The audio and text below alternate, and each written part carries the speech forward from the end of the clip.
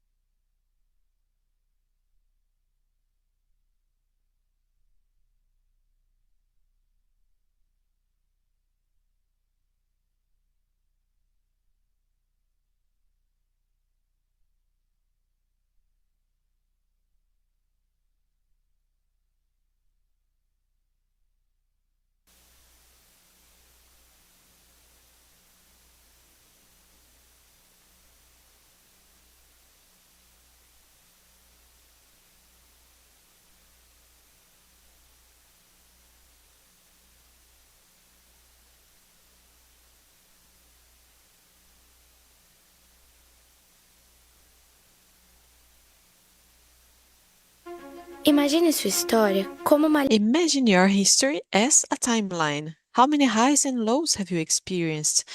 Joy, pain, overcoming obstacles. The truth is that this line is not so linear. There are many internal and external factors that influence us in this journey and make us complex and unique.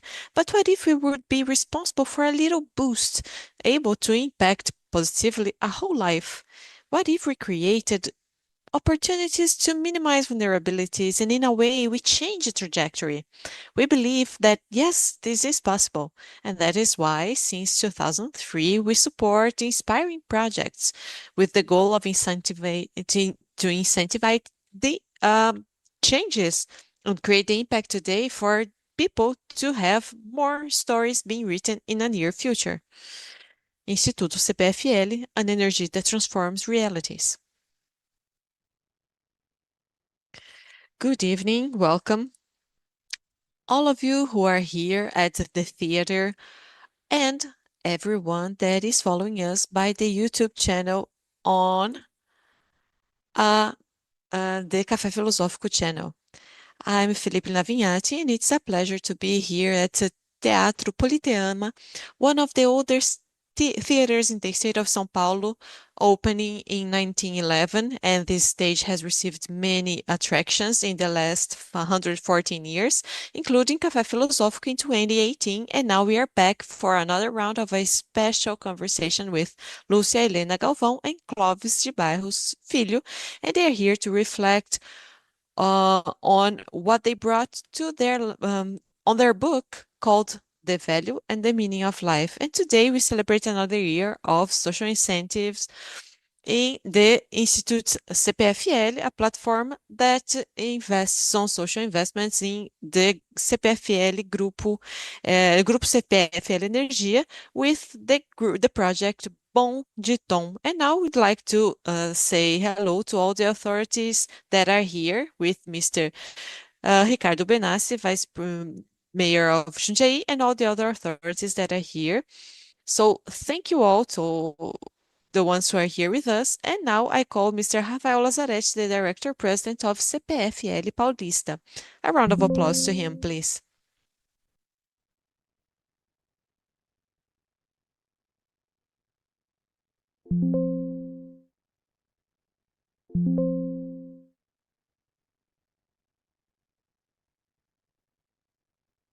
Good evening.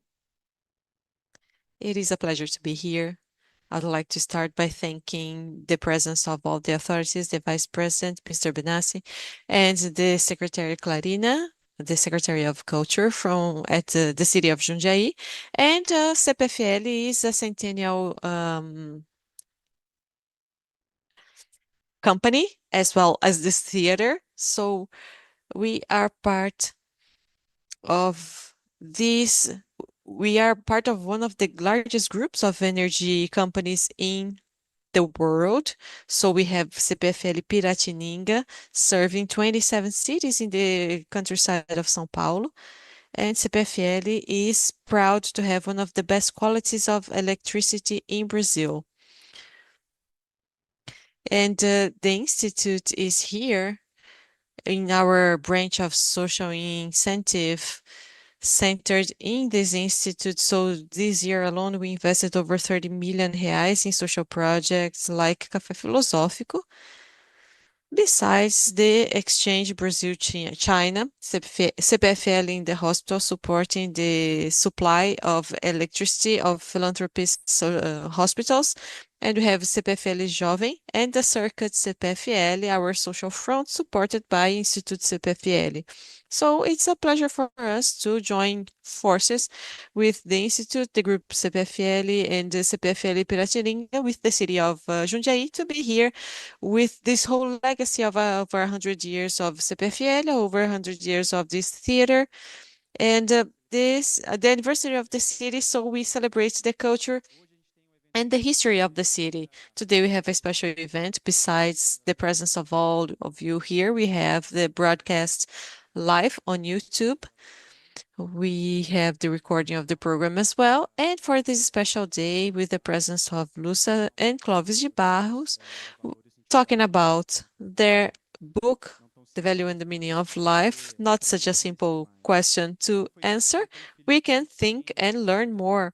And as Felipe said, we have the pleasure to present in the opening. We have the presentation of Grupo Bom de Tom, a group at Jundiaí, supported by Instituto CPFL, and we believe that music just is part of the culture, can transform lives, and so this is a very nice project that we know make a difference in the lives of many people, many children. So let me thank you all for your presence. It's good to have a full house like this. I wish you all a great event. Thank you.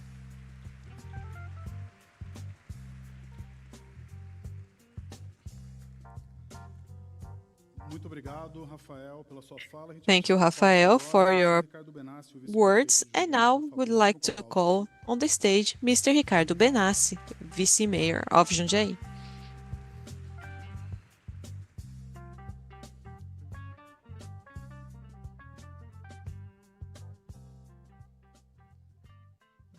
Boa noite a todos.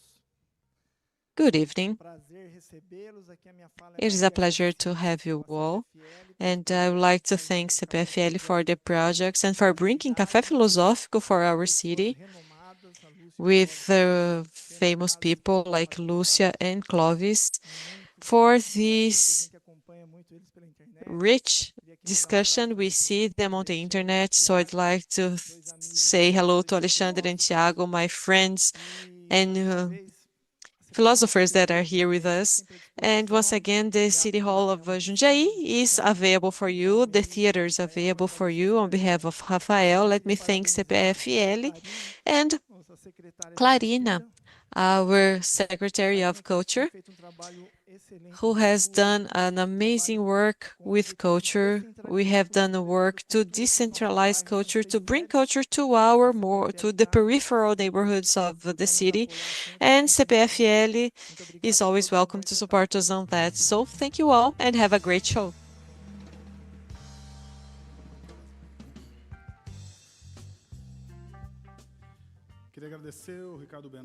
Let me thank Mr. Benassi for your words, and now let's go to the stage the students and participants of the project Bom de Tom.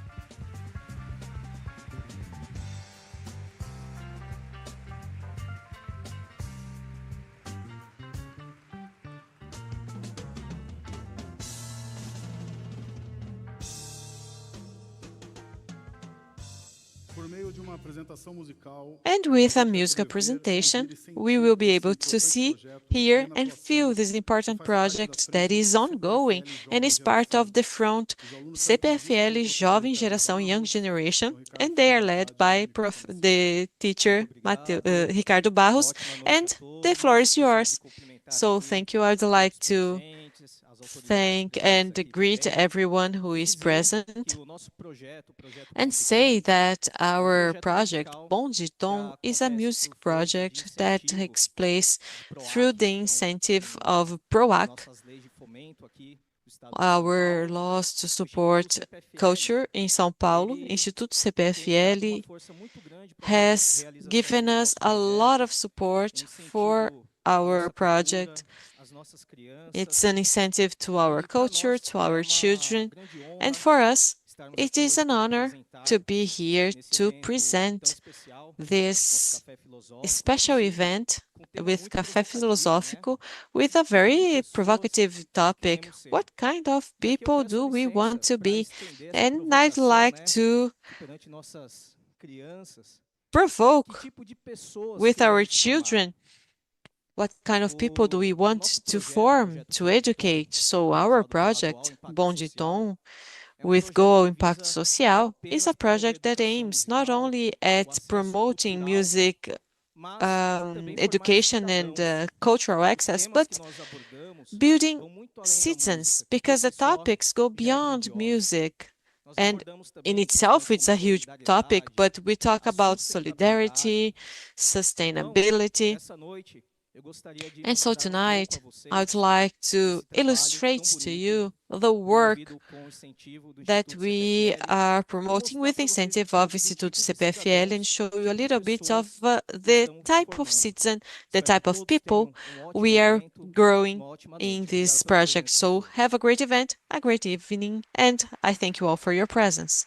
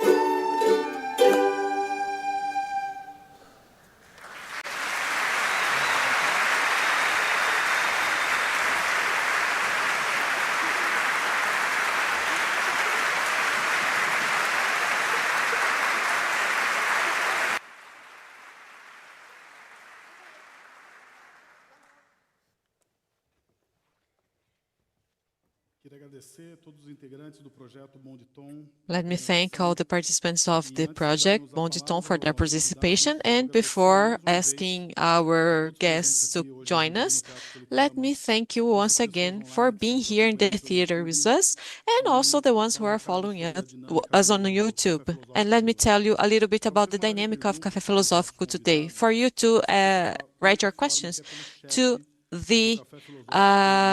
our participants, you can use the chat on YouTube. So it's the moment for you to follow and subscribe and share, of course, participate with our broadcast and answer and send our questions. And Café Filosófico starts now.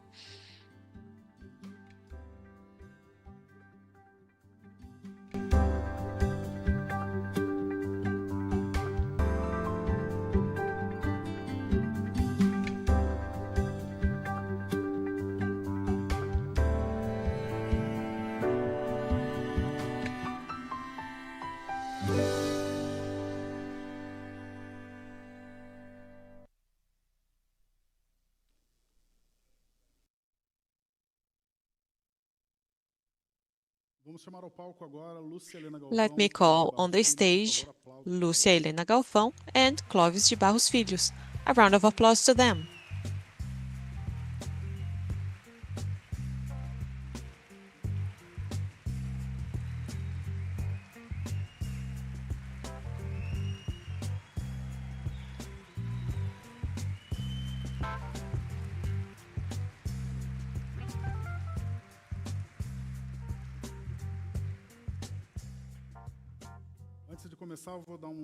Before we start, let me just give some information about them.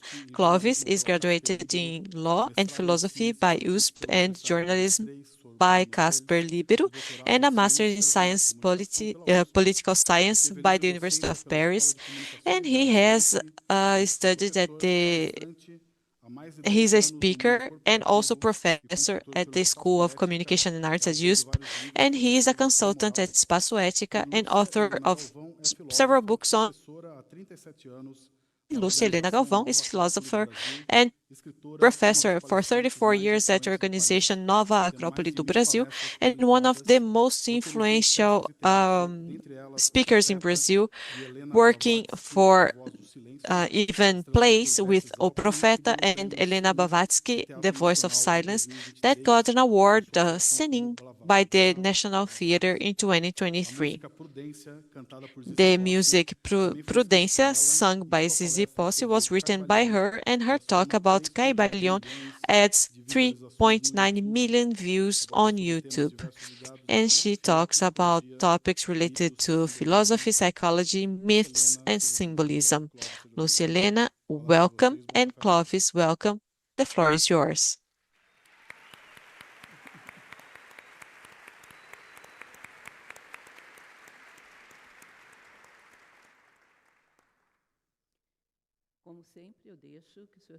As always, I let you start and tell us what do you think about the meaning of life.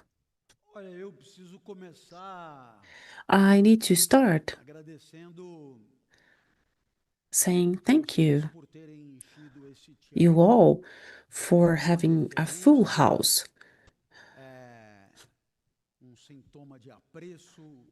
As a symptom of appreciation, is an indication of some of you being pleased by our presence here. We have a full room in all these spaces here in the theater, so thank you all for being here. Maybe we can give you something back. The word meaning on our daily routine, it has two possible aspects. One is for direction. The first one is direction. So you are at São Paulo going towards the city of Santos. So there's an arrow indicating that Santos is there. So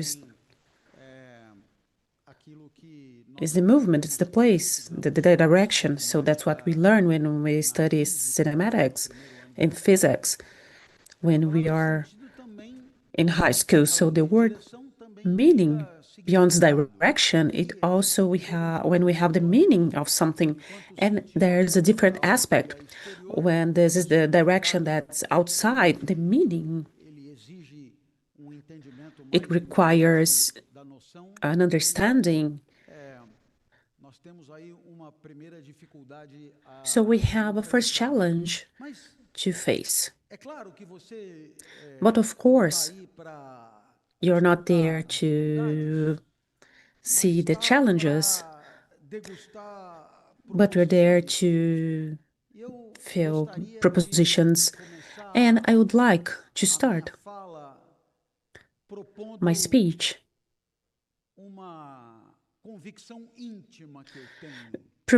proposing something that I have in my personal aspect, as I have never read anything about this. Once you asked me this, tell me something as if you have never read something about that. What do you think? Of course, what I thought, maybe it was said better by other people, but it doesn't matter. It was what it seemed nicer to me regarding this subject. I started thinking that it was really hard to assess life in a trajectory of 80 years, because I'm 60 years old and it's not easy, because in these 60 years, many things happened. A lot of things happened. We cannot make fun of the world of being creative when it tries to make us sad. But it happened so many things. A few days ago, I was getting in a cab in the airport, and I don't know what happened. I fell on the floor. I was there, and my torso was going down. And I had a detachment here, so I was sending commands to my arm to turn me, and I was not able to move. And some people went over me so they wouldn't be late to their appointments. Some people said maybe he broke his spine. Don't touch him. But he's in the way. And finally, a woman said, "He is the Professor Clóvis. We have to help him." And she got my wallet, my watch, my cell phone, everything that I had, and she put me on all of that in the cab, and I told her, "Now you need to put me with my things on the cab." And the cab took me to the hospital. At the hospital, I'd never thought that I could feel this type of pain. So it was like the arm was detached of my body. So I sat down in a place there, and the person told me, "What's your health insurance?" You have no idea about the pain. And the person, "Yes, but what is your health insurance company?" And I said the name, and she thought it's Prime or Standard. Which type is it? I said, "Does it matter? And how fast it's going to decrease my pain?" She said, "Maybe it will." I said, "So it's the better one, it's the best one." And she told me, "Give me an ID." And I gave her the ID. She typed something, and she said, "It's standard, your health insurance." So it was terrible. So I was getting morphine, and I asked, "How long does it take so I can feel the effect?" They said, "It's right away." I said, "But it's still hurting." "Yeah, because it's not working." And then he said, "I'm going to give you a shot in your muscle." And said, "In your gluteus, we cannot do it because you're not moving. I'm going to inject in your thigh."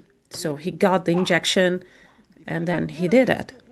And it was the first time that I was able to be distracted by the pain in my shoulder, because the pain that I had in my leg, it was so strong that the shoulder was just there looking at it. It was feeling jealous. And I understood that the world is not going to go easy. So I would say that I cannot reduce my happy or miserable life. A lot of things happened, but the instant this, maybe I would be able to take a chance. So I would take a chance with this to something really simple, to find a meaning of life in this aspect of being able to assess the life that we have in this moment based on a criteria that's in you, that you have this. It's not a criteria that comes from other transcendent criteria. No, it's a criteria that belongs to you. It's a criteria that only you can answer to it. And the question is quite simple. The question is, this moment that you are living right now, this moment, would you like to repeat this tomorrow? Exactly the same as you are going through right now. Would you like to repeat it after the day after tomorrow, or next month, or I don't know for how long? If the answer is, of course, I would.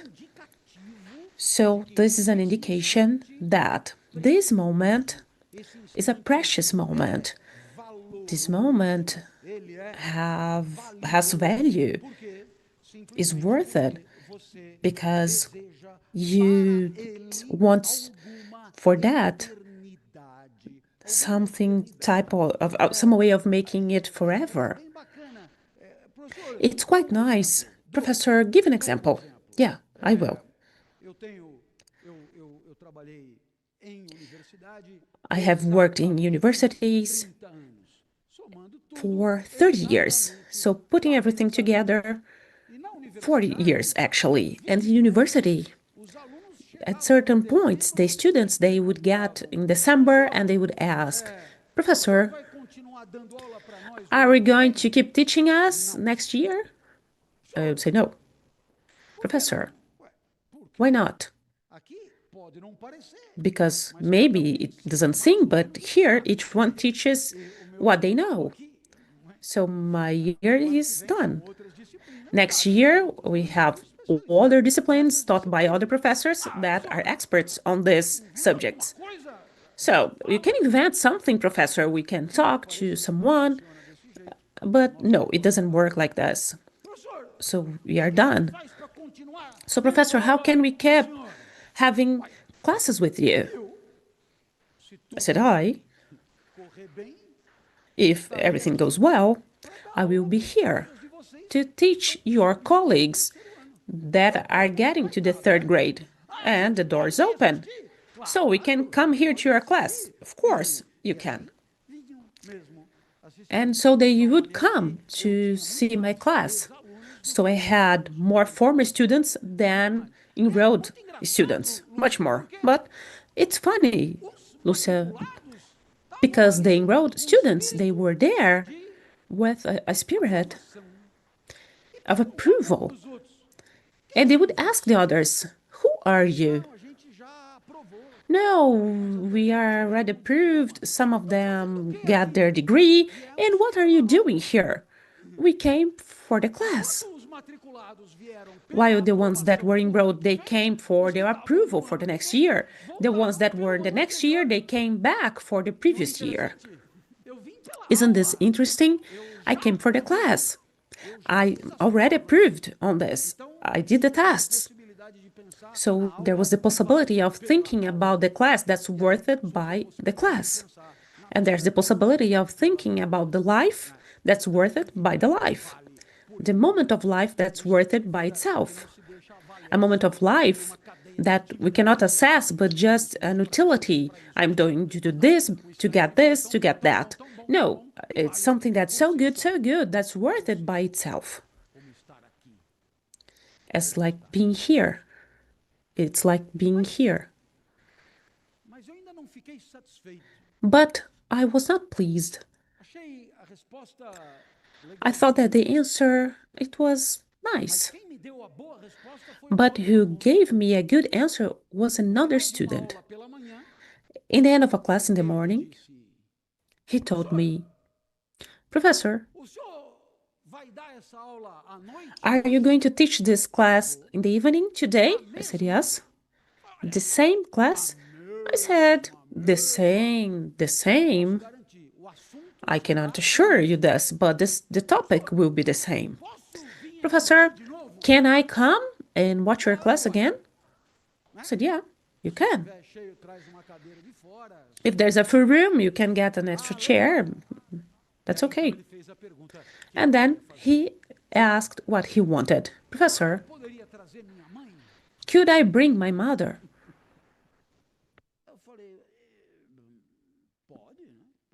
I said, "Yeah, yes, you can."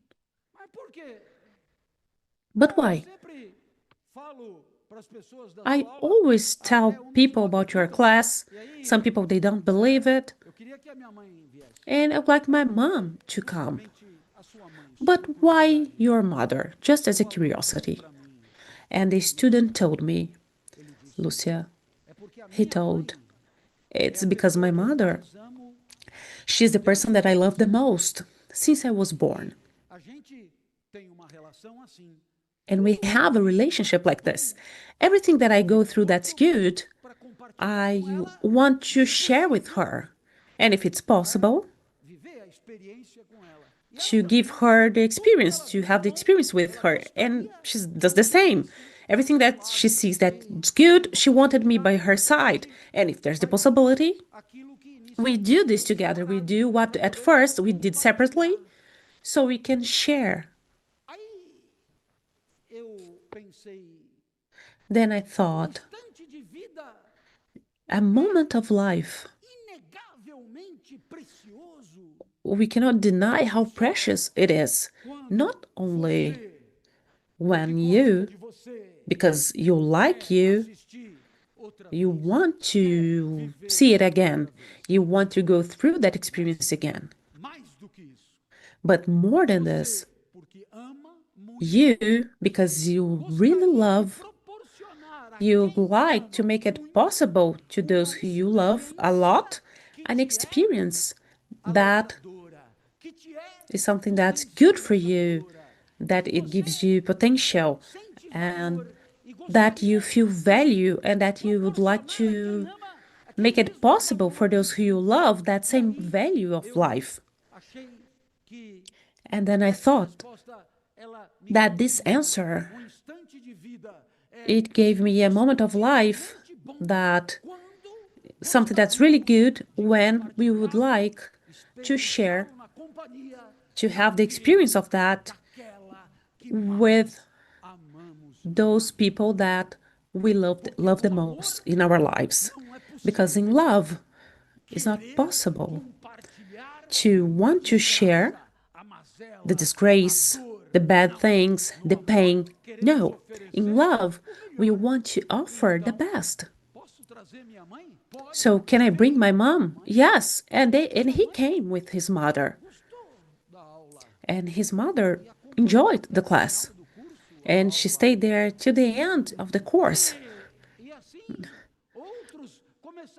And other people were doing the same, until the initiative of one student that said, "Professor, I also have the right to bring the ones that I love the most." "Yes, of course." And he brought a huge dog that sat down the chair, was there, put his face on the place that they were right in the chair, and he was there, and was paying attention to my class. He paid more attention than other students that I have taught before. It was amazing. And I think that if we had this a habit of, throughout life, to have the privilege of that moment that are favorable to us, that are precious, that we would like to repeat, to share to those that we love the most, probably we would have more conscious to map in our life what really have value. So this was just a taste, because all of us, we need anchors. All of us, we need a reference. And I'd like to suggest love as a reference. Because without a reference, Professor, we are like swimming in the ocean without seeing land. So it doesn't matter if you go right or left. Without a reference, we cannot make choices. Because what's the difference between going right or left? With another thing, it's that the world is speeding, demanding more agility, capability of adaptation, making decisions. And then, if we don't have a clear reference for us, we seem an olive that we are in an empty blender that's on. Have you tried this experience? So you can do it. Got a blender, you got an olive, we get just the olive pit, and you turn on the blender. It's going to go crazy, and it's going to go everywhere. It's how we live, trying to get a taxi, getting bumped, or going there, going to other places, and we do this, and we go through surgery, and then we go through surgery only after this lecture, otherwise I cannot come here. And then, in the middle of so many alternatives, where should I go? And I need to see the land. So there's the mountain that I know. There's where I need to go. That's worth more than this. And love is a beautiful reference that can for sure help us if we have the sensibility and we see this in our lives. Professor, I've talked about a lot of things, so I would like to ask you something that I know that to you is really important. In what measure our background, our conscious, our knowledge is important so we can have a human life, a life with some sovereignty, a life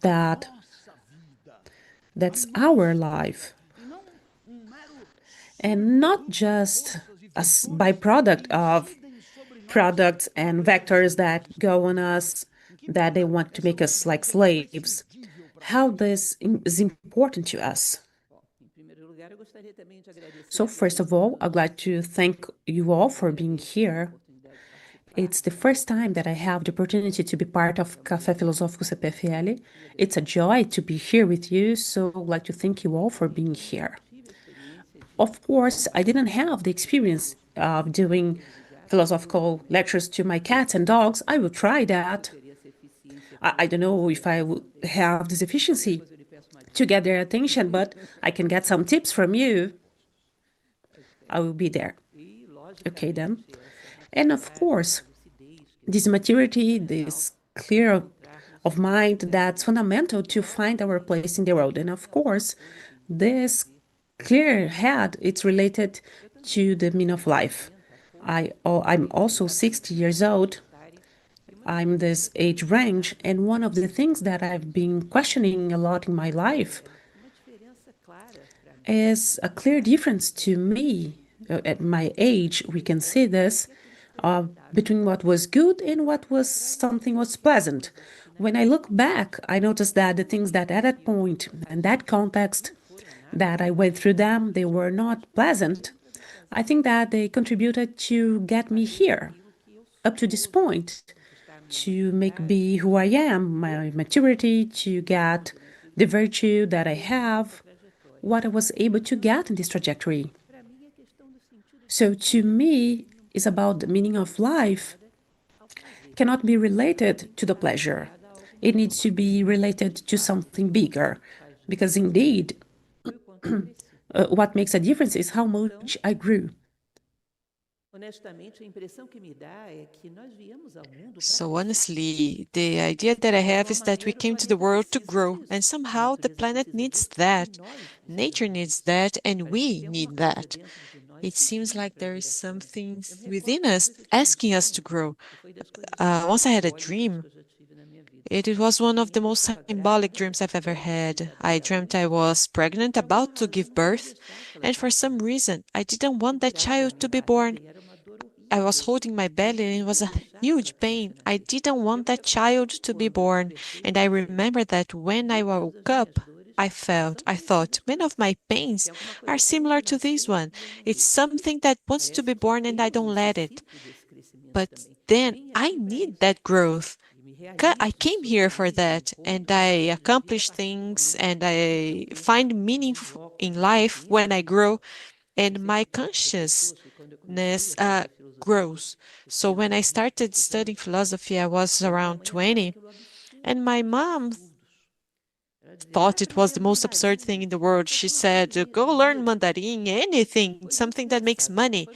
And it was very interesting because as years went by, she was old and she was about to die when she would meet some friend in the church whose kids would do that. Said, well, tell them to study philosophy. I don't know what they do with that, but my daughter is much better now.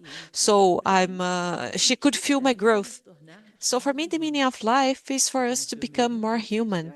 And as you said, it is key for us to be able to get some fulfillment, some realization as humans, to be the master of ourselves, to have a degree of capacity to think for ourselves. So what I always recommend to my students, and for me it works really well, there are no universal solutions, but for me it works really well. It's to visualize, to imagine the last moments of my life, the last months, years, whatever, when it's all about to finish. What kind of human I want to be, what qualities, what I want to have, what flaws I want to correct, what would I like to have done for the others. When I look back, what's the path I would like to have built? So what human do I want to be? If we don't have that place with consciousness, it's going to be occupied by something else because in nature we don't have any voids. So we have to have that. We have to fill that void. And so we need to have the possibility to build consciously what we want to be. Take a piece of paper and write it down, because this is a key idea. Once I have that, I know what takes me there is good. What takes me to the other side is bad. What it takes me there is right, is taking me towards it. So I end up having values. And what are values to someone who doesn't know where they want to get? So what is right, what is wrong? So if am I on the right path or not? I don't know if I don't know where I'm going to. So right, wrong, correct, incorrect only exists if you know where you want to get to. Otherwise, what is right and what is true, what is fair or unfair is something that we clone in the society, but it is a very poorly developed concept. So we start having our capacity of valuing it by ourselves once we know where we want to get to. And we start having the capacity of choosing. So if I want to build a table, I'm going to go to the market to buy things to build a table. And if I want to build myself from everything that life offers me, I can choose what will build me. So it's the ability to choose. It's something that we struggle with because the offers in the world are many, more and more. there is a huge variety of things. So from all these things, what serves me for me to do what I want to do, to build in myself the human I want to be, I want to become. And identity is something else that is the most relentless things that we can have. So asking a human to answer, who are you? So the person can say, oh, I'm a lawyer. So is this who you are or what you do? If you stop doing that, you're not yourself anymore. So no, it's not who you are, this is what you do. So what are you going to reply to that? You're going to say maybe your address, your email address, your WhatsApp number. What are you going to reply to that?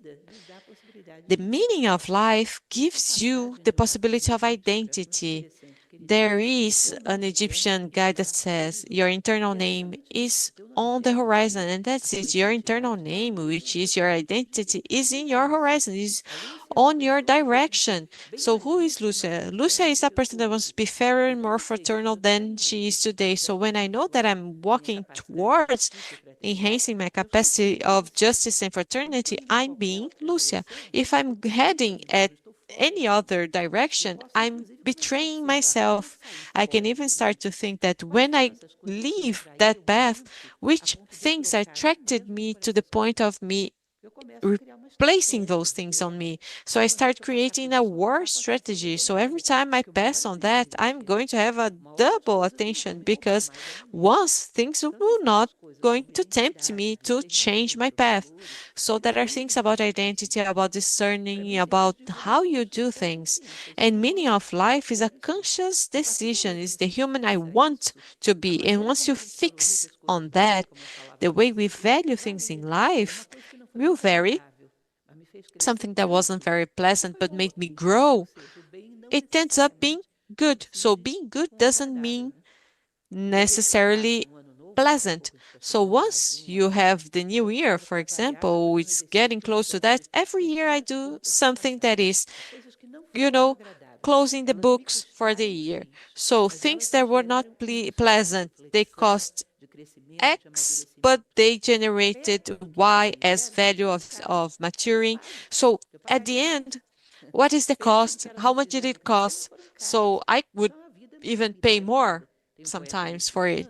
So I can see how the life adds up. There is a Mexican poet that says at the end, life, you don't owe me anything. Life, we are even. So you gave me a series of situations, and I synthesized all of that in the possibility of replying to life. And for me, this is a practical definition of wisdom. The human replies we give to life, and we are here to synthesize values and knowledge and wisdom. I like the example of the biblical phrase that says, through our work, you're going to know us. So if you make photosynthesis, you are a plant. So if you live with instinct, you are an animal. So if you say, look for value, for wisdom, you are human. There are no other beings that look for that. And if a human is not looking for that, they are not living their human condition. And if a being is not doing what represents them, the universe collapses. Imagine if plants stop doing photosynthesis. They are the base of the animal chain, so the food chain. So how can you consider that? So can you see in our society what happens because humans don't take the place they represent by thinking about wisdom? So imagine what nature expects from us. What's the role? So Diogenes the Sinope, he said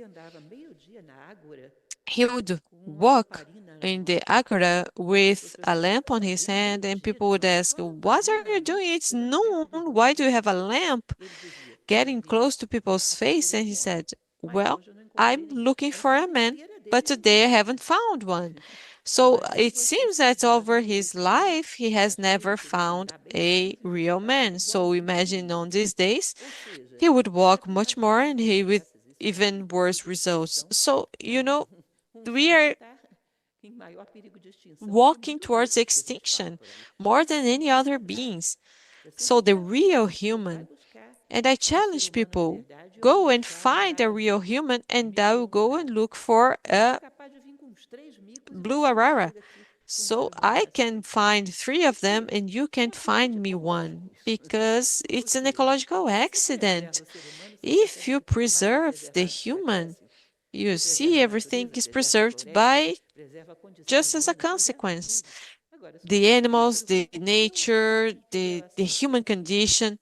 So otherwise, it doesn't work because things are out of place, and the thing that is out of place is the human. And for me, this is a lack of meaning of life, of knowing what we are doing here. So I like to tell this story that everyone can read. There is a book, I have to bring it because I always mention it and I always forget the title. It's The Age, you know. But there is a book written about that situation. So it was in the 60s with a survey, and I know that something has been done in the 90s with another kind of ape, with an orangutangus. But so in the 60s it was a chimpanzee, and so they took Washo when was just being born, and they gave it to the Adams, to a couple, and they raised the monkey. And they just, through all this time, they just used ASL, so the American Sign Language. And after a while, they were able to learn over 150 signs from this sign language. And what did Washo say? She would say something like, Washo, food, Washo, thirsty, Washo, walk, Washo, cuddle. So she would say things, and we would say, I go and I want. So is there so much difference? It's a synthetic detail, but in the end, we are talking about something. But there was one day she was there. She was thinking with her hand on her chin, and the father asks, Washo, fraternity, Washo, where do I go? Where did I come from? So can you imagine if that happened? It would kill the people who were growing them. So it's a clear line that she never crossed. But the human can cross it, but sometimes spends the whole life without doing it. So there is an unaccomplished potential. And clearly there, since the beginning of times, there has always been the pursuit for defining what a human is. So Mileto, with a group of people, they reached the conclusion that it's a biped without hair and without fur. So this biped said, okay, he took a chicken, he took off their feathers and threw it there and said, okay, so that is the definition of human. This chicken is a human. So when the humanity is not considering this idea, the human potential is an unaccomplished potential. So this idea is we have to be human and to do what is expected from them by the universe. So sometimes we are so afraid of new things like AI. Are they going to take our jobs or not? But we are so far from the line as a mechanic thing. Maybe we were taking the place of the machine and not the other way around. And when we get into our space, there is no one. There is no machine that can take on our place, that cares about the other person's pain, that has love. This is something that is very human, and we are being forced by history to take the place that represents us. And the most interesting is that, from my experience, it's hard for us to give, nothing is going to give us this accomplishment unless you feel you are moving and leaving things behind, and you are better than what you were before. I ask my students, take a picture in the new year, take a picture, and next year in the new year, you have to look at these pictures and say, well, I'm a little better. even a little better. But at least you can say, okay, it was worth it because I'm moving forward. So this is a state of satisfaction, of power over yourself, of liking the trace we are leaving behind us, of making a difference, of not living for nothing. This is a very rare kind of happiness because it's accomplishment. So I think that the meaning of human life is closely tied to human happiness. When we move, we realize we left things behind. The feeling of accomplishment is very rare.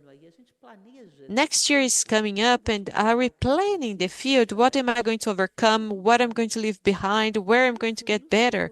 We have to do that, and these are the key things for us.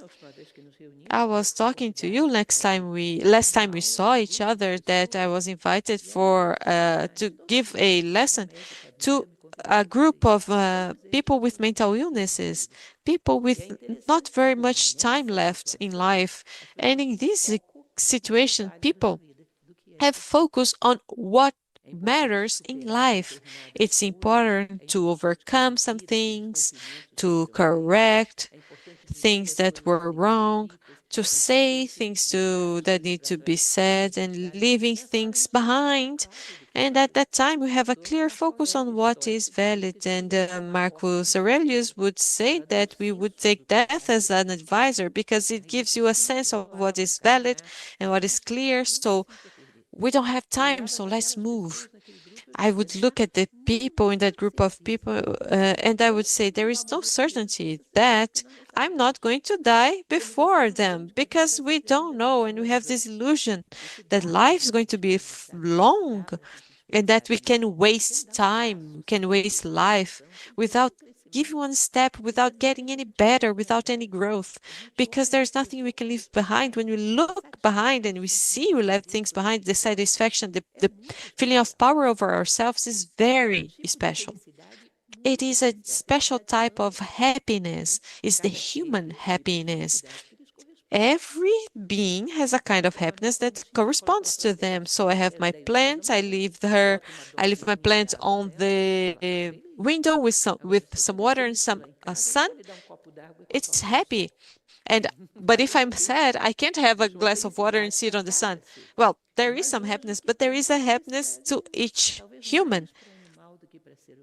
And maybe for us, our happiness is more of for an animal than for a human. Making a difference, there's a saying I like a lot, which says that the best thing we can do for the people we love is to grow as a human. It gives you a referential. So this is happiness too, that kind of happiness that is so human that we try. And then I will give you back the word, and I would like you to say, what is your meaning of life? Where do you want to get from all of this? You talked, and I was thinking to myself, how nice it was when I started to get closer to these matters, the human matters that the little chimpanzee couldn't get to, we think. So, where did we come from? What is the meaning and the value of life? Because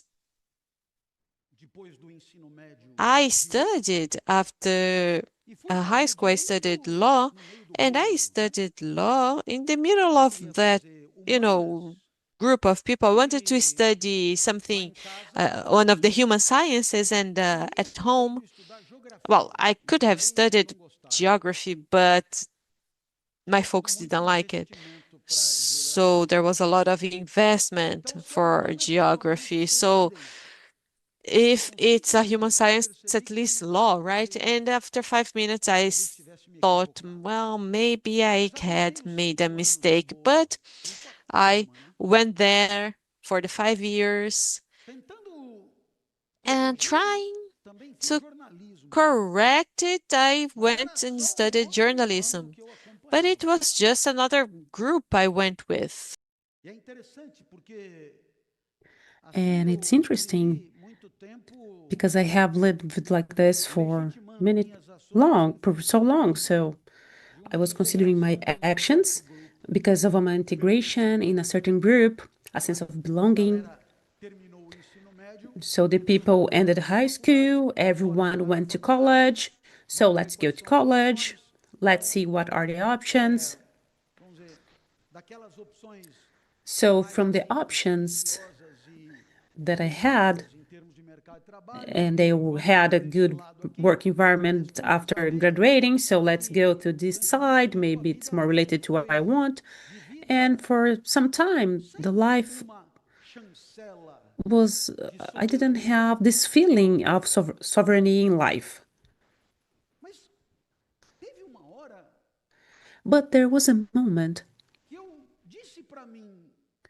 that I told myself, from this point on, I can get aside of this group. I can have my own career. I'm able to move on with my life by my own. I don't need to follow the group anymore. If at some point I went with the group, it was because I was too fragile. I was insecure, so now it changed. So good luck, everyone. I'm going to follow this path. And following this path, it meant to me to be a professor, to explain things. Deep down, I wanted to go to study geography, to be a geography teacher, because geography, it was nice.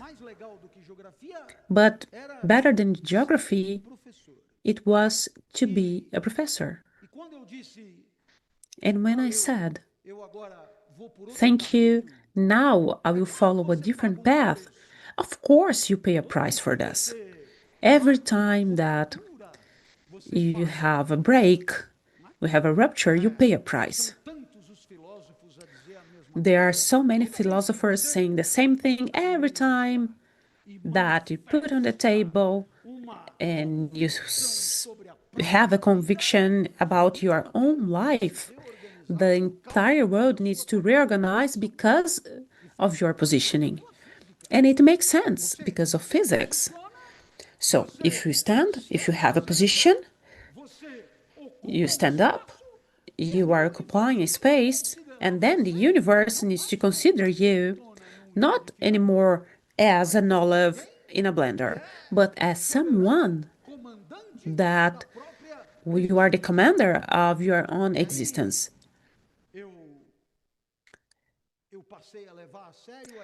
And then I was considering the idea that from that point on,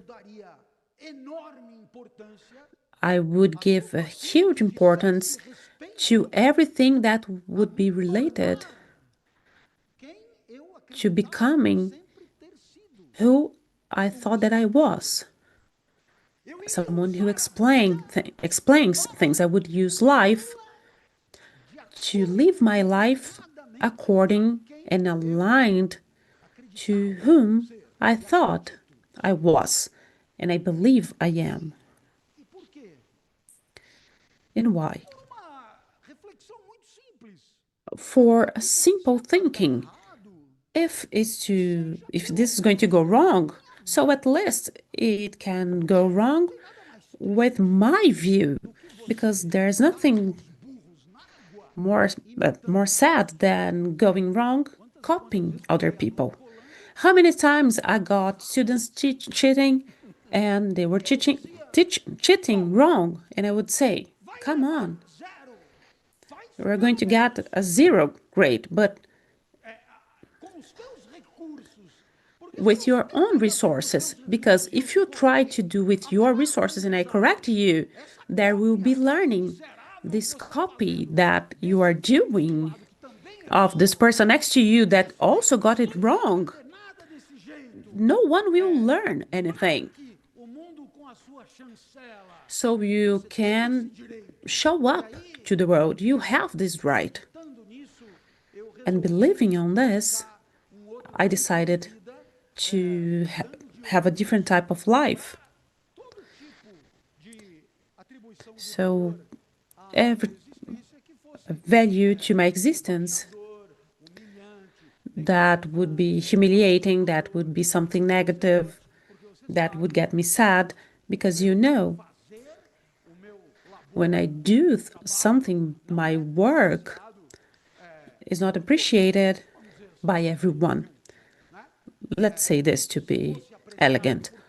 If it was appreciated by everyone, the professors would exist in our society in a different way than what we have now. Even those who love us, they want to us what they assume to be the most fundamental thing: to thrive, to have recognition, wellness, fame. Maybe it would take asking, do I really need this to my happiness?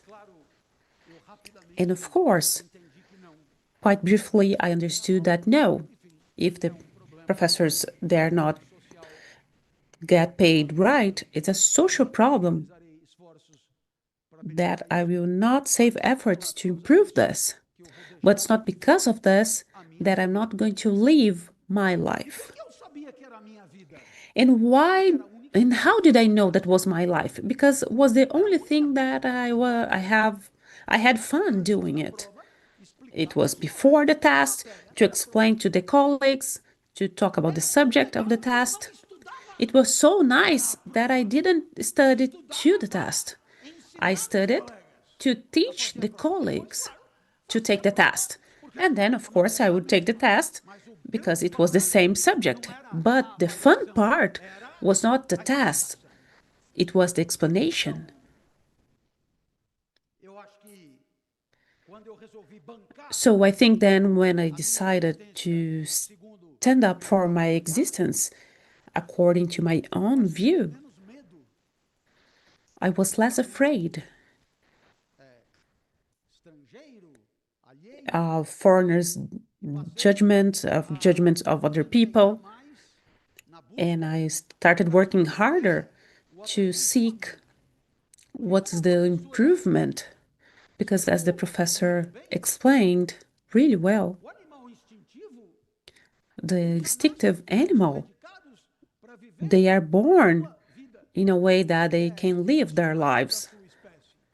They are an employee of their species. They are a victim of their instinct. They will live in a way, in a binary way, a stimuli, an answer. The instinct is the strict answer to the stimuli of the world. We are not like that. A lot of people would say that we are not animals. The problem of the Aristotle's definition, the zoo and some logos, is not the politic part of that, and this is the zoo aspect. We are not animals, because the animals, they have instinct, and human beings are not. For each stimuli, there are different aspects, different paths that are possible. So a choice to each step. The reason why there's a preparation here, a preparation to separate from others, an education to decide about your own life that's absent, but it should be fundamental for each one of us. Because after all, at school, we are interested in so many things. It's the moment to be more interested about our existence in the universe. It's so fascinating what the big thinkers proposed. That's really hard. That someone that had started to get interested in philosophy had considered this interest as something smaller, among other things. Interest for philosophy, it takes to a genuine feeling, a visceral feeling. Many of people find me at the airport. Some people knock me down, but other people, they say thank you. They say, because of you, I went to philosophy school. I said, oh, I apologize. And the person tells me, no, it was the best thing. It was amazing. And there's this feeling of amazement that as a light was on. And it was what happened with Socrates.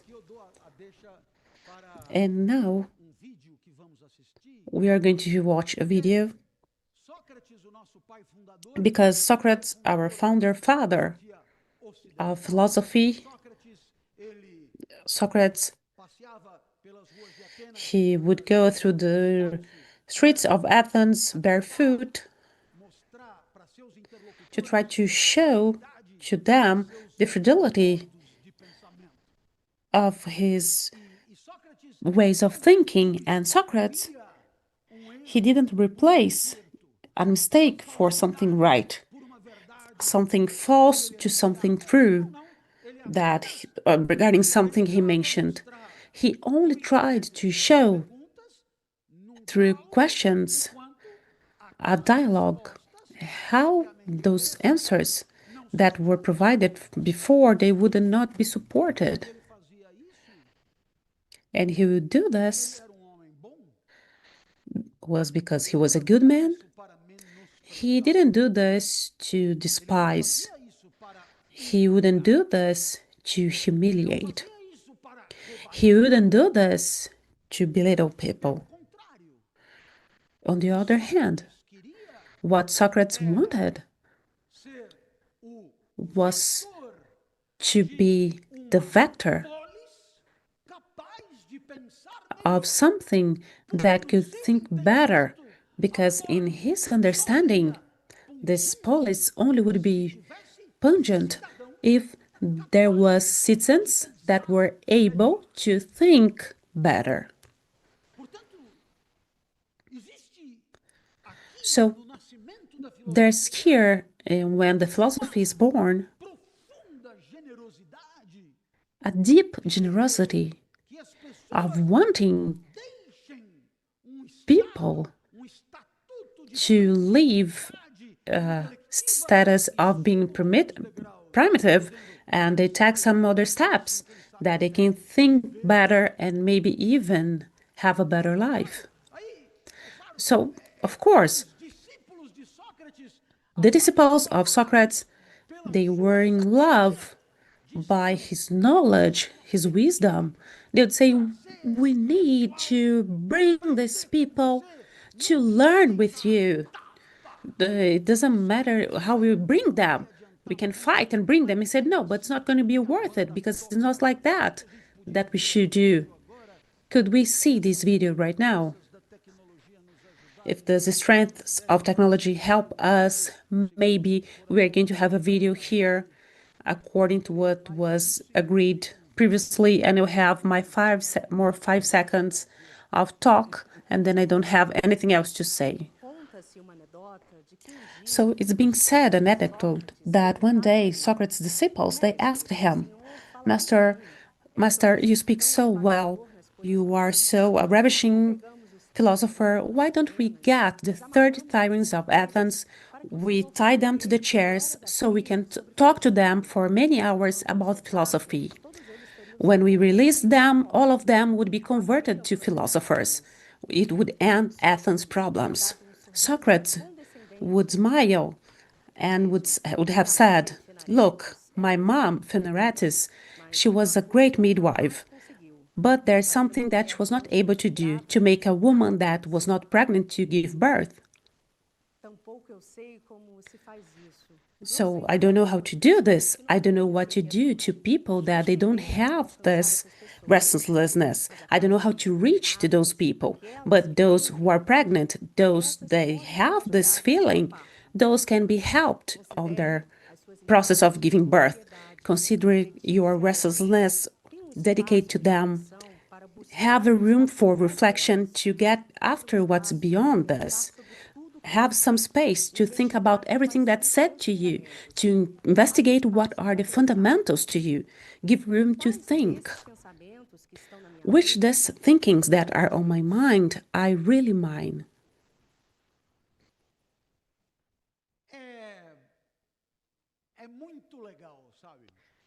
It's really nice. Because Professor Lúcia Helena and I went through the whole country, day after day, talking to different audiences. And these audiences, they are really different. There are audiences with people that by their desire, they left home to come hear us. And there's a previous interest that we can see on their eyes, on the attention, in the silence, in the thirst for this. But sometimes you've been asked to a sales convention where everyone, they need to be there, they have to be there. So the person is there.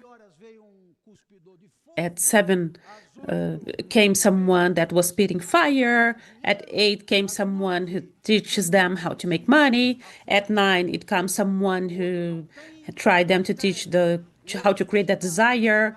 At 10 someone teaches how to get the most of money for the lower counterpart. At 11 there's another one to teach how to work huge workloads without complaining. And at 6 p.m. Professor Clóvis. So the person at 5 p.m., they are right on the moon.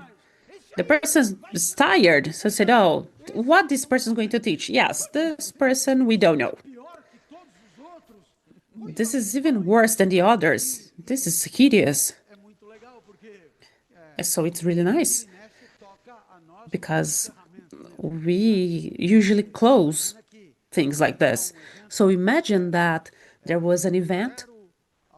Yes, it was from 0 to billion, something like that. Or from 0 to a trillion, I don't know. And during 10 hours, they had 10 speakers teaching them how to enrich. But it's not just a few, but it's to enrich a lot. And then I went there. I said, look, to make money, I think that you have learned already how to do this. So now I will teach you something different, how you lose money. This is my expertise. I go from 1 million to 0 in 3 days. So if I get this, I will bankrupt. The fun part is, if I say now, there's this. Or you give me 3 minutes of credit so I can seduce you, or don't even stay. Because you can bring here whoever you want. The biggest speakers of history, people as gorgeous, amazing speakers, as Gandhi, as Jesus, how Socrates was, big masters. You can bring anyone. If you turn back and close your ears, there's nothing we can do. So I need 3 minutes of credit. If after 3 minutes I didn't seduce you, you can leave. You are a lost cause. Go make your million. The event to you is over. For those who stay, maybe we could think about a possibility of the life having some other value beyond zillions, and why it would worth thinking about this possibility, because there's going to be zillionaires that are sad, because there are going to be zillionaires that are afraid of losing their zillions, something that we professors, we don't have it. So we are brave. It's true. It is true, Professor. So you get into the place of people that were well born and they say, have you seen the variation of the exchange? Have you seen the stock market? No. And they say, why? And so it's like, well, I have nothing to do with that. I have no issue with the stock market. I'm not afraid of Wall Street. I'm not afraid of the coffee crisis. I don't have lands or stocks or anything. So I have nothing to lose if I have nothing. And then the other person will say, so what on earth do you have? And I say, well, I have the right to know that your million is not ever going to give you a life worth living.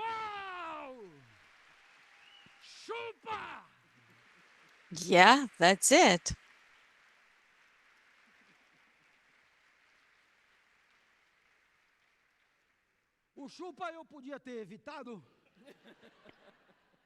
I know I got a little carried away because we are talking about philosophy. But now, let's keep going.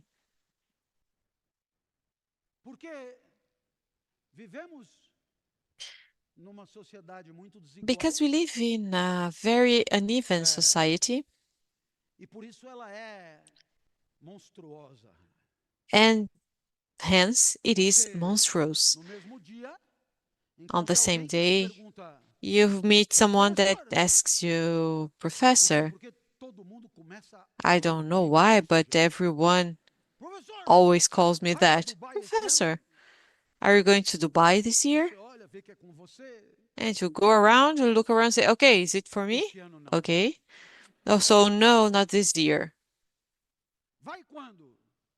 When are you going? Never. Have you had any bad experience there? No, I've never been there. I haven't been, and I'm not going to. But then they said what they wanted. If you go, I told you I will not. If you go, travel in first class. And I was like, why first class to Dubai is outside the plane? What is the difference? No, Professor, you can't compare it. First class to Dubai has a shower. And I ended the conversation because, you just try to get away. And you see, it's so interesting how quick I get. And so I started thinking, okay, so a shower on the plane. And I'm thinking first class, they come and pick you up at home. You take a shower. You get to the airport. You don't have to take a line. You have this kind of black credit card or something. You just cut the line. You have a trolley. You get into the airplane, and then you wait the others, and then the plane takes off. And when they take the north and then left, I realize a weird smell on myself. I discreetly smell myself. Discreetly, you don't have to really smell it, and you say it. I'm dirty. You call the stewardess. she comes and she looks like a ballerina, and then she says, "Sir, what can I do for you?" And I say, "Well, I feel dirty." "Well, it's your lucky day. We have a shower on the plane." "Oh, really?" "Yes." "Okay. So I'm going to take your robe, your salts, and your towel." And then I go in. There must be a little window there. And from the clouds, I turn on the shower. And since I'm going to have a shower, I soap it up. And then I start feeling the turbulence. Get back to your seats immediately.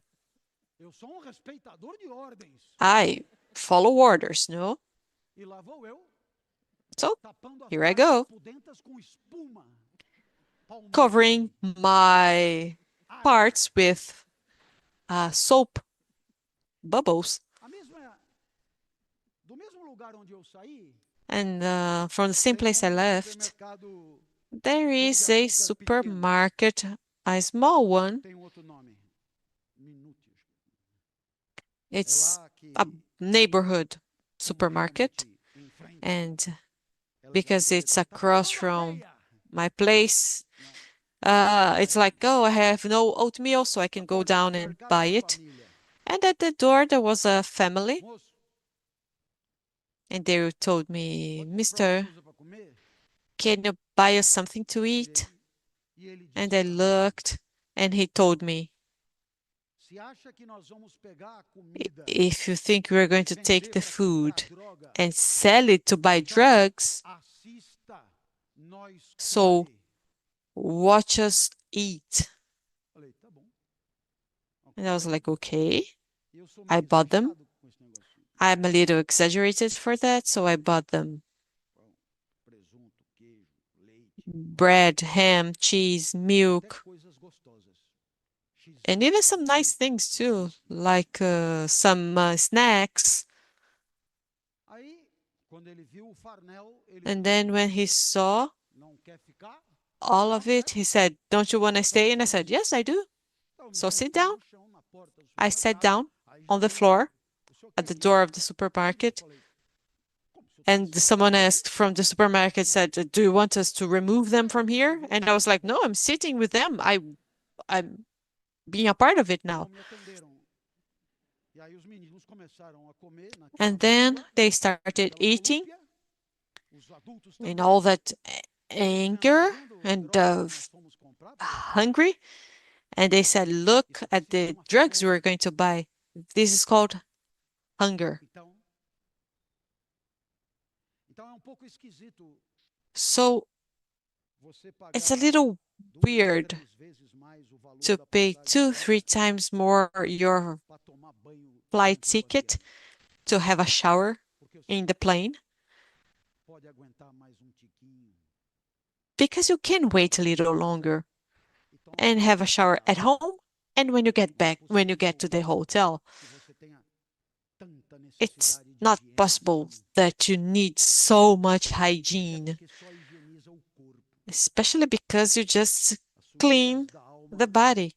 The dirt on the sole, the Arab soap won't clean. It's very hard to live in a society like this. I keep insisting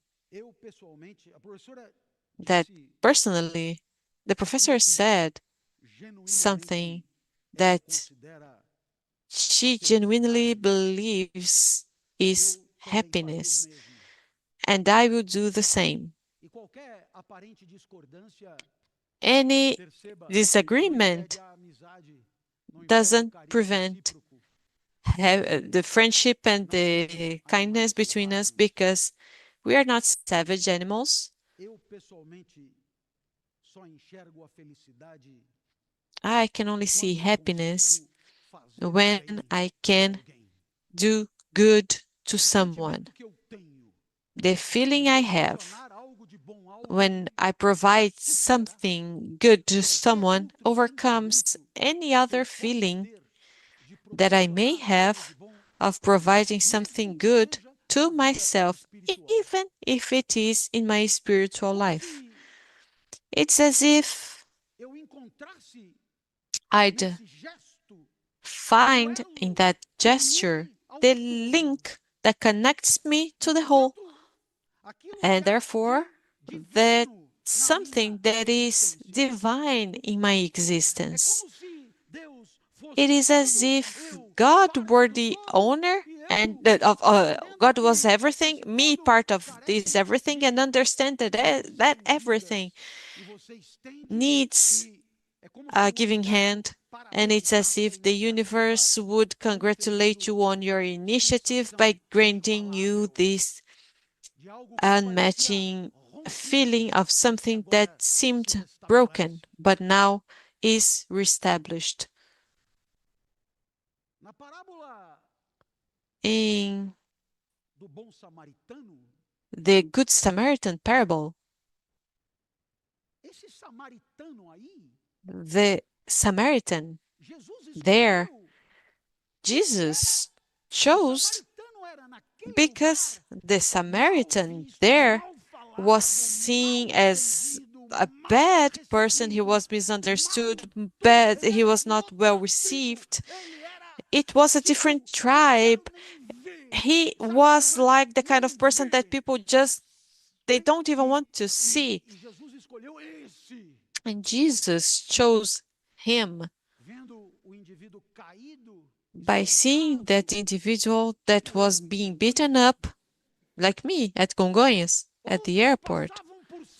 Others passed by, stepping on him, and the ones from their tribe would walk past, like me, at the airport. But then the Samaritan, that one,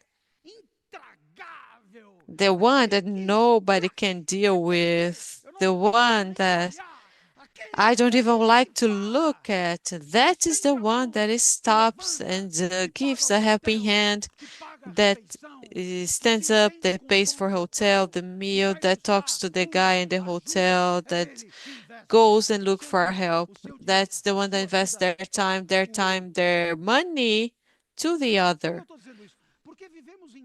Why am I saying that?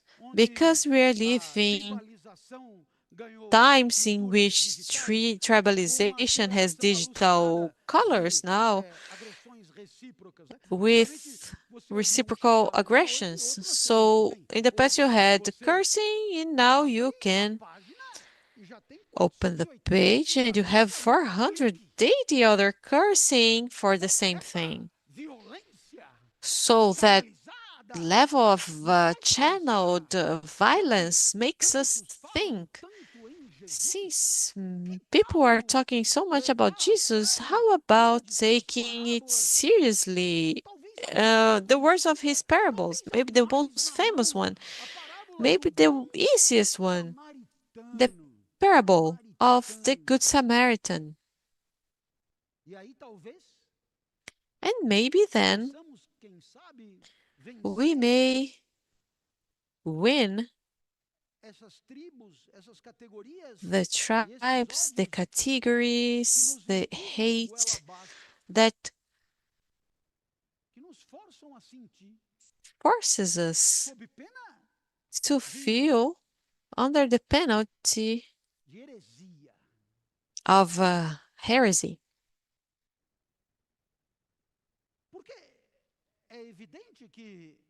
Because it's clear that the life of humans in the planet has never been calm, but you can see the moments of more tension. You can understand a little bit of history. Talk to Professor Leandro to understand that that moment is similar to some other moments that started moments of catastrophes that we would like to prevent. And it's interesting to have this understanding to say, well, calm down, because calmly we can get there. Because here I'm going to say something that I love saying, although men say it's kind of crazy. If you look at planet Earth from afar, you are not going to see us on the planet, because we have the feeling that there is a planet that is the ground and we are on it and we jump, right? So I'm just on it. But if you look it from afar, the planet is that, and what is on for us is actually in. And why not considering the planet as a living being? And why not considering the Earth as the only living planetary conscious being? And why not understanding that we are the conscious of the planet? Why not understanding that we are the planetary cells that are part of the whole and that bring to planet its conscious? Why not understanding that the great reverberations of the environment protection are desperate attempts of a planet that is going to try to improve its life quality? And when you genuinely understand you're part of all of it, maybe you may understand yourself as part of a divine, of an absolute.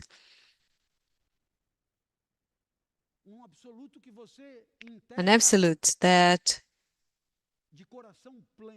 you integrate with a full heart. An absolute of which you're not serving, but to which you belong. And therefore, in this case, maybe then we may easily win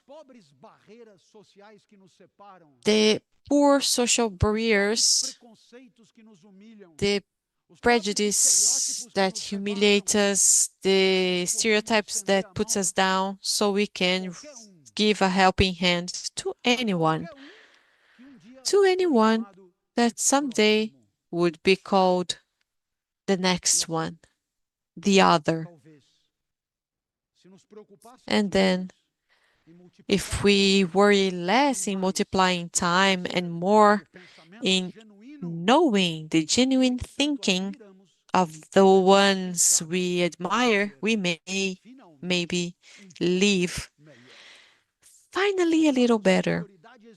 Our superiority in existence depends on our understanding and the capacity of transcending the selfishness that is inherent to our animality, and reach an institute of humanity where we are not instinctive, we are not egocentric, we are not self-centered, but we are able to put the other in the same level as ourselves, understanding that the other is as much as us, and only then we can love the other as much as we love ourselves.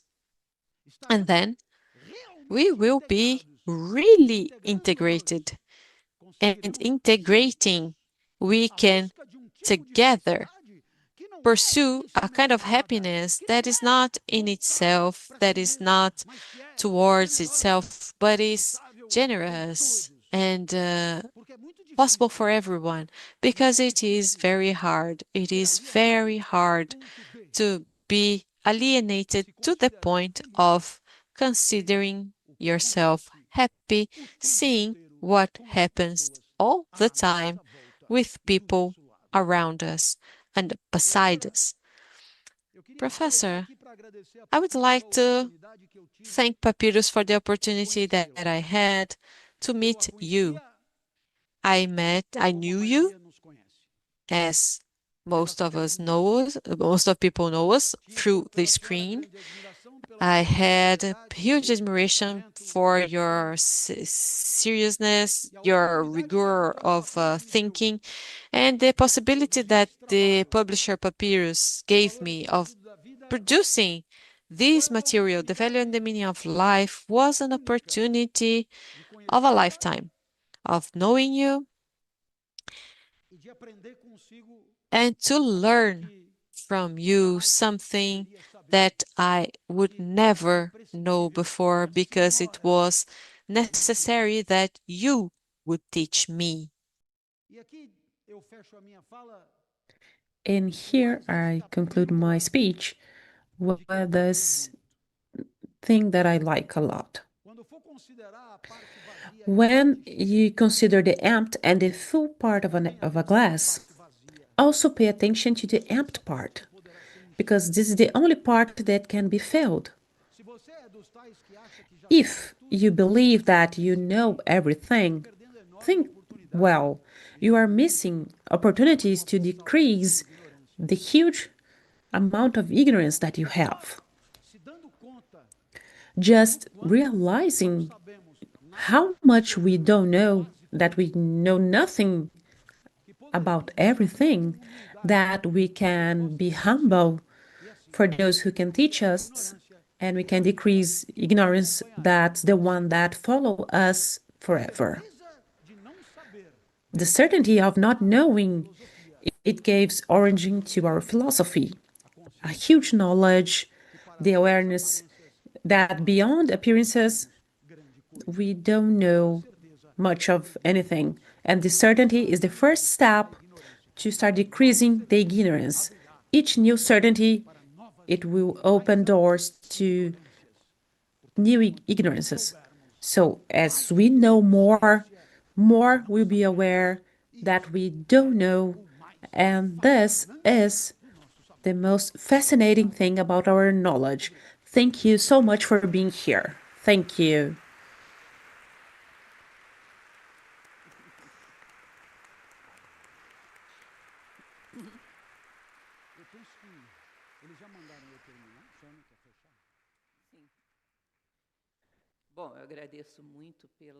So, thank you for the opportunity of being with you, especially this passion of providing knowledge. That's something contagious, something really beautiful to see. Thank you. It was a big opportunity. I just would like to conclude with a story to you that I like a lot, because what we have said here is about philosophy as a state of awareness that make us with more generosity, that we are more open to the needs of the world, more open to the needs of other people. And sometimes it's not clear to us how philosophy is fundamental to become humans more generous. I always tell a history that I've created to explain this to my students. I ask you to imagine a pothole here in the middle of the room. And according to the behavior to that, it could share the humanity in three big groups. The first group, unfortunately, the majority, is the group of people that are alienated. They go over the pothole, they get everything dirty, they don't even notice. If they see, that's the problem is the owners of the space. If it's a public space, the problem is the government, I pay my taxes. There's a second group. That's the group with good intentions. They go through here, say people are not just seeing this pothole, this mess. Someone needs to do something, so they get them up. They try to clean. But this pothole is the results of a dropping coming from the ceiling, and it's still dripping. So they clean, and then after a while, there's the pothole, and come the alienated, they step on everything again, so it gets dirty again, they clean, they get dirty, and they clean. That's not forever. The mopping is not forever, so at some point they will stop doing this. When they stop doing this, then it will be dirt again. So the person has a good intention, but it's not efficient. The third group that I would like to have some philosophical aspect, someone with a philosophical mind will come here. The first thing is, of course, is clean the floor, because we're not going to get in the mud here. But right after, they're going to ask, where is this coming from? And they're going to look up or look inside and going to see that coming from the ceiling. So they go to the ceiling, they change the roof, and they end at this dripping, and then they don't have the pothole in the floor anymore.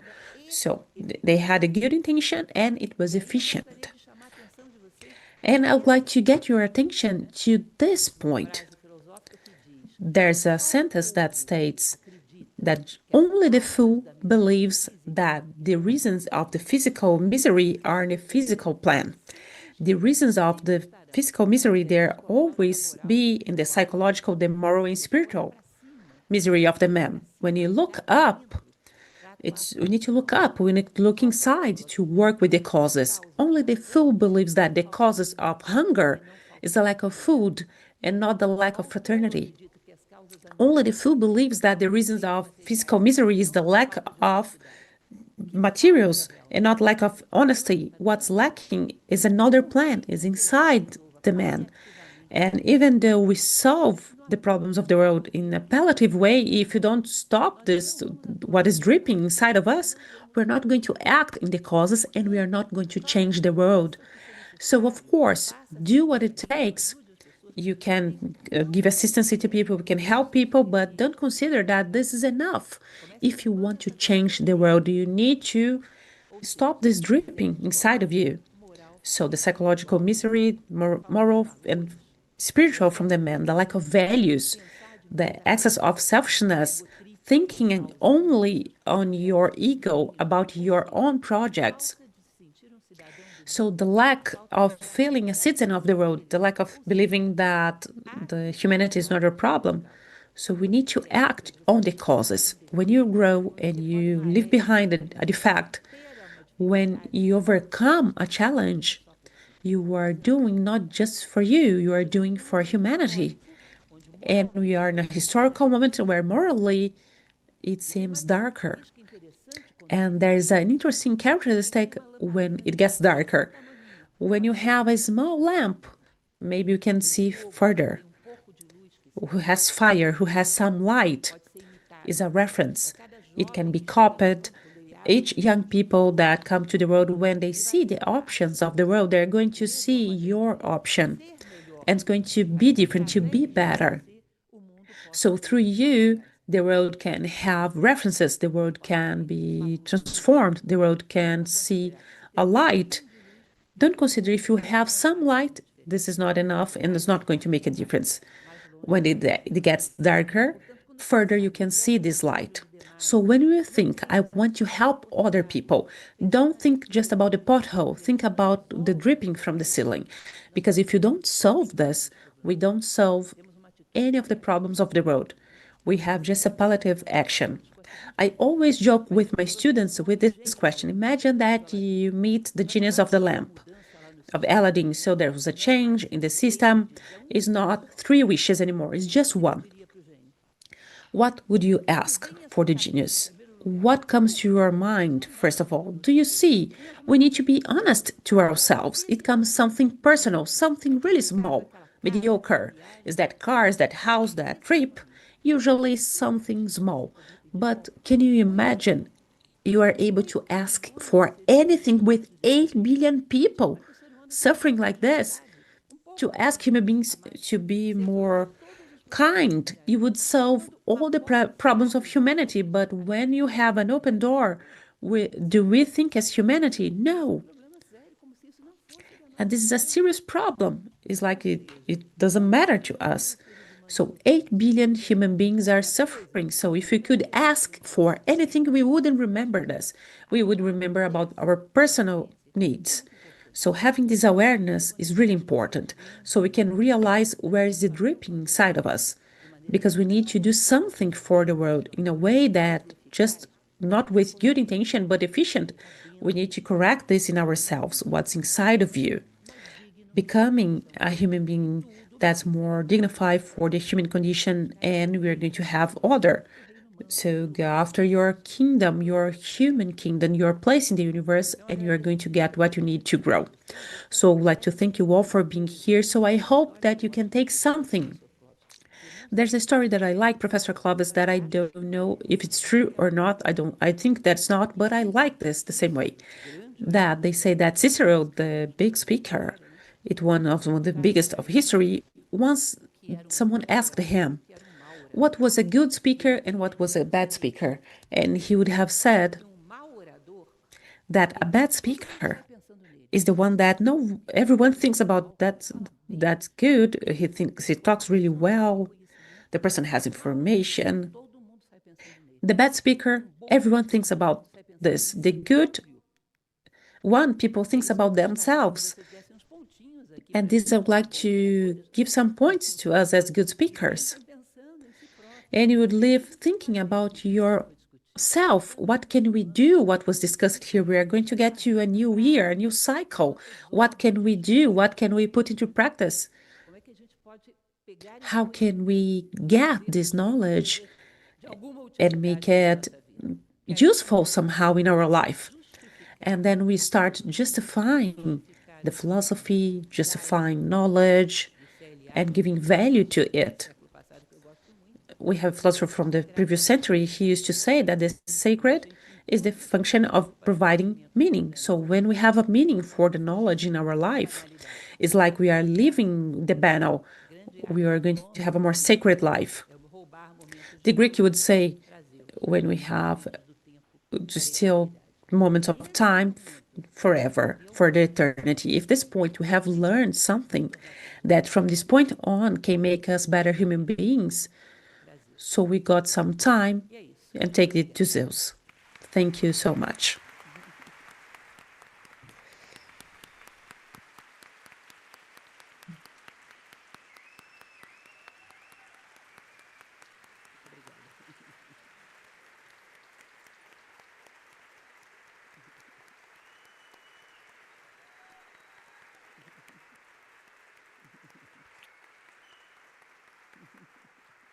Parabéns. Obrigado, querida. Valeu, foi ótimo.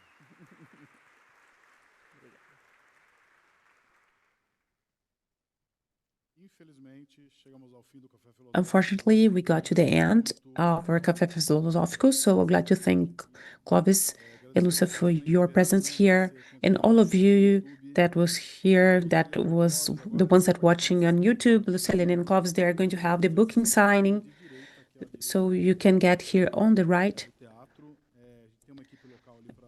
So we have a team there to show you the directions. Lúcia and Clóvis, thank you again for so much to think about. Everyone will leave here thinking about themselves, as Lúcia mentioned. And I also like to thank the Instituto CPFL for giving me the opportunity to introduce this special café in the city where I was born. So thank you. I'm from the city, Jundiaí, so it's an honor to be here.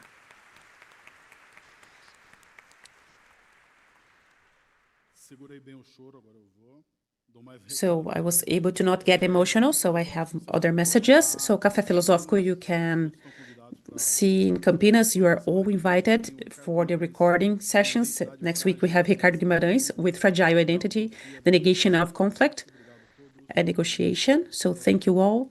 See you in the next Café Filosófico.